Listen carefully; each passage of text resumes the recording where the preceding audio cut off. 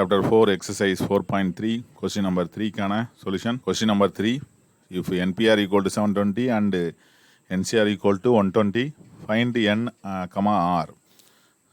NPR ஓட வேல்யூம் NCR ஓட வேல்யூம் கொடுத்துட்டாங்க. N ஓட வேல்யூம் R ஓட வேல்யூம் கண்டுபிடிக்கணும். ரிசல்ட் 2 கொடுத்துட்டாங்க. அதுலேருந்து நம்ம N-ம் R-ம் கண்டுபிடிக்கணும்.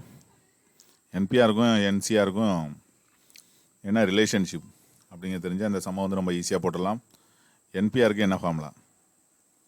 NPR equal to n factorial divided by n minus r factorial மட்டும்தான். ஆனால் NCR-க்கு என்ன ஃபார்முலானா n factorial divided by n minus r factorial into r factorial. இப்போ ரெண்டு இது டிவைடட் பையில் வருது, ரெண்டு டேம் மல்டிப்ளையில். அப்போது நம்ம இதுலேருந்து ஒரு ரிலேஷன்ஷிப் கொண்டு வரலாம். இந்த இடத்துல இதை எடுத்துகிட்டு நம்ம என்ன போட்டுக்கலாம், NPR போட்டுக்கலாம். அப்போது என்ன வரும் நமக்கு? NCR equal to NPR divided by r factorial. R அப்படியே கிராஸ் மல்டிப்ளை பண்ணிக்கலாம். NCR into r factorial equal to NPR. NPR-ஐ ஆர் ஃபேக்டோரியலை டிவைட் பண்ணால் நமக்கு என்ன கிடைக்கும்? NCR கிடைக்கும்.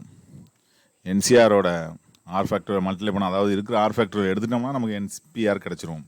அப்படிங்கிறது தான் நமக்கு இதுலேருந்து கிடைக்கக்கூடியது. இதில் இந்த வேல்யூ சப்ஸ்டிட் பண்ணுவோம், என்ன கிடைக்கும்? NCR-ஓட value 120, r factorial equal to NPR-ஓட வேல்யூ 720. கொஸ்டினில் கொடுத்துட்டாங்க. அப்போ r factorial equal to 720 divided by 120 அப்படின்னு வருது. 0க்கு 0, 12லேருந்து எத்தனை டைம்? 6 டைம்ஸ் வந்துடுது. அப்போ ஆர் ஃபேக்டோரியல் ஈக்குவல் டு 6. அப்போ எத்தனை ஃபேக்டோரியல் 6ன்னா 1 இன்ட்டு 2 இன்ட்டு 3 அப்படிங்கிறது தான் 6. இப்போ 1 2 3 எப்படி எழுதலாம்? 3 ஃபேக்டோரியல்னு எழுதலாம். இப்போ r factorial equal to 3 factorial. இப்போ ஆர் ஈக்குவல் டு 3 அப்படிங்கிறது நமக்கு கிடச்சிருது. ரொம்ப ஈஸியாக கண்டுபிடிச்சிருக்கோம். இதுக்கு இந்த ஃபார்முலாஸை எழுதி கூட நம்ம கண்டுபிடிக்கலாம். ரிலேஷன்ஷிப்பை நம்ம டேரெக்டாக இதில் எழுதி போட்டிருக்கோம். எப்படி போட்டாலும் ஒன்று தான். ஓகே, ஆர் கண்டுபிடிச்சாச்சு. நான் N கண்டுபிடிக்கணும். NPR NCR ரெண்டில் எது ஈஸியானது? ஆர் மூலமாக எஸ்ஸை கண்டுபிடிக்கிறதுக்கு, என்ன கண்டுபிடிக்கிறதுக்கு அப்படின்னா NPR தான் ஈஸியானது. ஏன்னா அது ரிவர்ஸில் எழுதினாலே போதும். அப்போது NPR-ல் சப்ஸ்டிட் பண்ணுவோம். NPR ஈக்குவல் டு எவ்வளோதுன்னா 720. அப்போ ஆருக்கு பதிலாக என்ன போடுறோம்? 3 போடுறோம். 720. அப்போ N-ல் ஆரம்பித்து 3 நம்பர்ஸ் நம்ம ரிவர்ஸில் எழுதினோம்னா கிடைக்கக்கூடியது 720. இப்போ 720 இதை மாதிரி ஏதாச்சும் 3 நம்பர்ஸாக எழுத முடியுமா? எப்படி எழுதலாம்? 720-ஐ டிவைட் பண்ணுவோம்.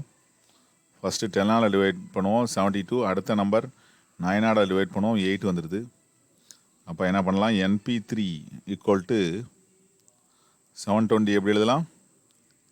10 இன்ட்டு 9 இன்ட்டு 8ன்னு எழுதலாம். இதையும் 10P3ன்னு எழுதிட்டு கூட நம்ம N ஈக்குவல் 10ன்னு கண்டுபிடிச்சிடலாம் ஈஸியாக. இல்லை N-ல் ஆரம்பித்து 3 நம்பர்ஸ் அப்படி எழுதினாலும் ஓகே.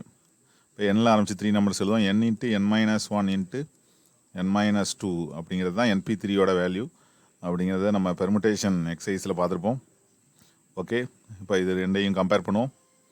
இதை 3 மல்டிப்ளை பண்ணால் 720, இது 3 மல்டிப்ளை பண்ணால் அது பேர் NP3 அப்படிங்கிறத. இப்போ இதுலேருந்து ஃபைனலாக நமக்கு கிடைக்கக்கூடியது என்னோட வேல்யூ எவ்வளோதுன்னா 10 அப்படின்னு கிடச்சிருது.